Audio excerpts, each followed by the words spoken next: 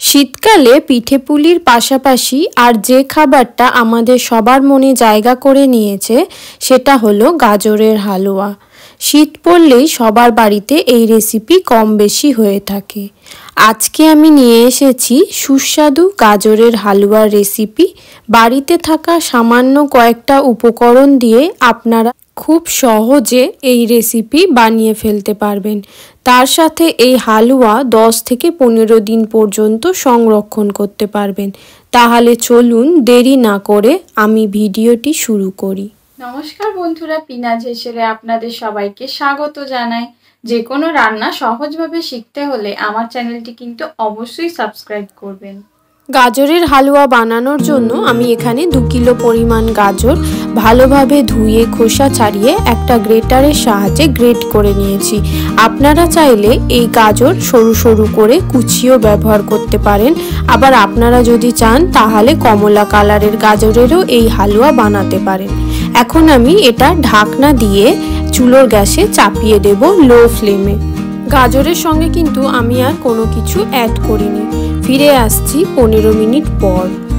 15 minute পর দেখবেন গাজরটা পুরোপুরি জল শুকিয়ে একেবারে অর্ধেক হয়ে গেছে।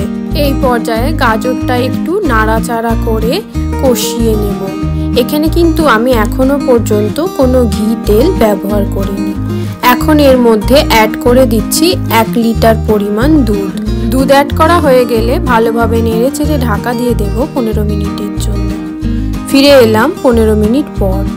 দেখুন গাজর কিন্তু প্রায় অর্ধেক দুধ শোক করে নিয়েছে। এখন এর মধ্যে অ্যাড করে দেব 50 গ্রাম পরিমাণ ঘি। আপনারা চাইলে ঘি সাদা তেল উভয় মিশিয়েও ব্যবহার করতে পারেন।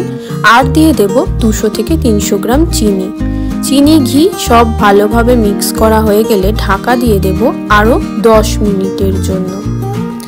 ফিরে এলাম 10 মিনিট পর। এতবার ঢাকা দিয়ে রান্না করার ফলে গাজরটা কিন্তু পুরোপুরি সেদ্ধ হয়ে গেছে। এখন এর মধ্যে অ্যাড করে দিয়েছি 200 গ্রাম পরিমাণ খোয়া ক্ষীর। বাড়িতে খোয়া ক্ষীর না থাকলে আপনারা তার পরিবর্তে 200 গ্রাম পরিমাণ গুঁড়ো দুধ ব্যবহার করতে পারেন। খোয়া ক্ষীর অ্যাড করার ফলে হালুয়াটা আবার পাতলা হয়ে গেছে। এখন এটাকে আবার ঢাকা দিয়ে দেব 10 মিনিটের জন্য। ফিরে আসছি 10 মিনিট পর।